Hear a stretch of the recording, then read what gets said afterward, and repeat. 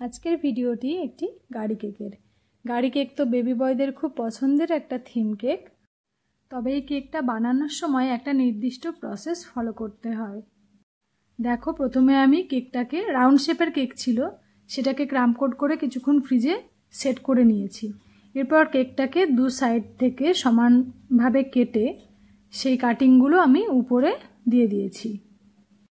এরপর ওই উপরের কাটিংটা থেকে সামনে পিছনে অল্প অল্প কেটে নিয়ে সেটা আমি পিছনের দিকে বসিয়ে দিচ্ছি।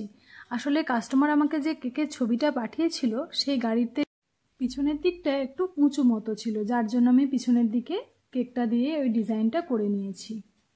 সব গাড়ি কেকেরই কাটিং প্রসেস মোটামুটি সেমই হয়। দেখো, এবার কিছুটা ক্রিম আমি পাইপিং ব্যাগের মধ্যে করে দিয়ে কেকটার উপরটা ফিনিশিং দিয়ে নিচ্ছি। এরপর আমি একটা কাঠি দিয়ে কেকের যে গাড়ির যে উইন্ডোটা সেটা এঁকে নিচ্ছি। এরপরে পুরো কাজটাই হবে সব থেকে ছোট যে স্টার নজেলটা সেটা দিয়ে। দেখো, গাড়ির সামনের অংশটা ওই স্টার নজেল দিয়ে কিছুটা হোয়াইট ক্রিম দিয়ে সামনে ডিজাইনটা করে দিচ্ছি।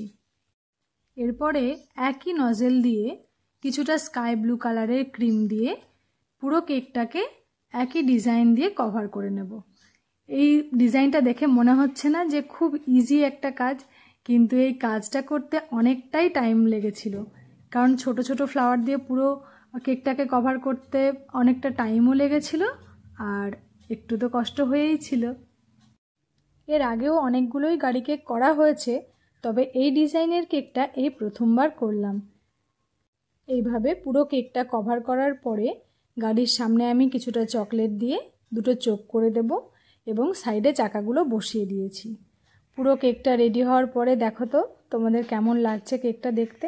যদি ভালো লাগে তাহলে একটা লাইক কমেন্ট করে দিও, আর এরকমই ভিডিও পেতে চ্যানেলটিকে সাবস্ক্রাইব করে দিও। দেখা হবে পরের ভিডিওতে।